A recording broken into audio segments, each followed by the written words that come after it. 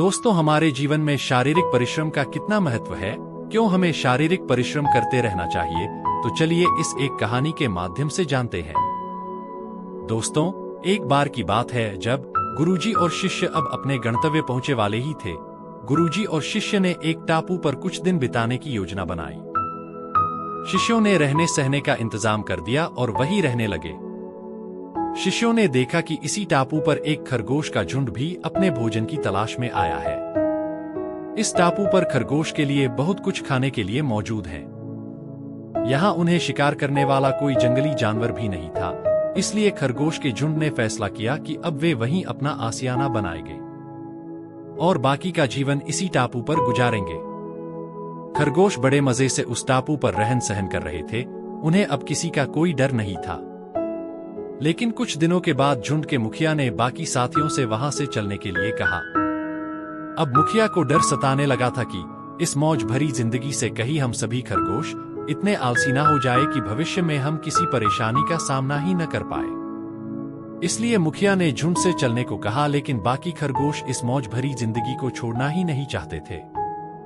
उन्होंने मुखिया से कहा कि आप क्या ये चाहते हैं कि हम फिर से उसी नरक में चले जाए जहां ना तो कुछ अच्छा खाने के लिए है और वहां जंगली जानवरों से अपनी जान बचा पाना भी कितना मुश्किल है।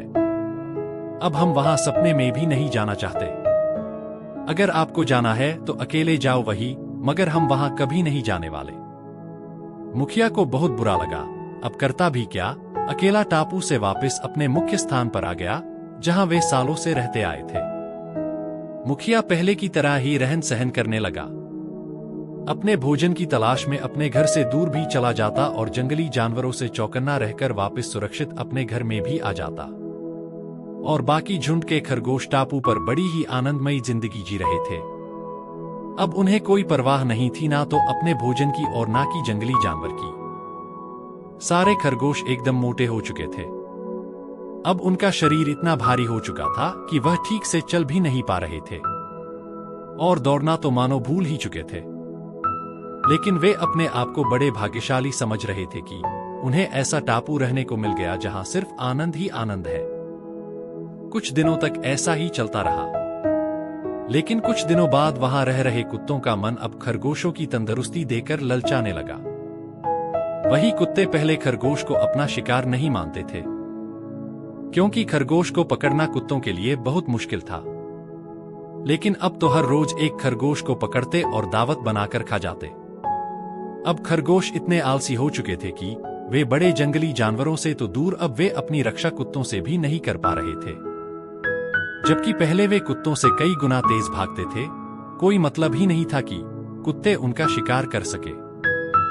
मगर अब कुत्तों के शिकार के कारण दिन प्रतिदिन खरगोश की संख्या कम होती जा रही थी। अब खरगोश के झुंड को अपने मुखिया की बात समझ आ रही थी, जो पहले ही उन्हें वहां से चलने के लिए कह रहे थे। लेकिन अब खरगोश चाहकर भी अपने पहले वाले स्थान पर नहीं जा सकते, क्योंकि अब वे वहां जाएंगे तो ना भाग सकने की वजह से रास्ते में ही मारे जाएंगे। खरगोश को अब बहुत पछतावा हो रहा था, क्योंकि पछतावा करने के अलावा कोई दूसरा रास्ता नहीं बचा। दोस्तों, इस कहानी से हमें सीखने को मिलता है कि आसानी से मिलने वाली हर कोई चीज हमारे लिए नुकसानदेह हो सकती है, क्योंकि सफलता पाने के लिए मेहनत करना अति आवश्यक होता है। मेहनत करने वालों को सफलता पाने के लिए कड़ी मेहनत तो करनी पड़ती है, लेकिन वह एक दिन अपनी मंजिल पर पहुंची जाते हैं। दोस्तों, अगर आपको भी यह कहानी पसंद आई है तो वीडियो को लाइक कर दें और चैनल को सब्सक्राइब कर लें।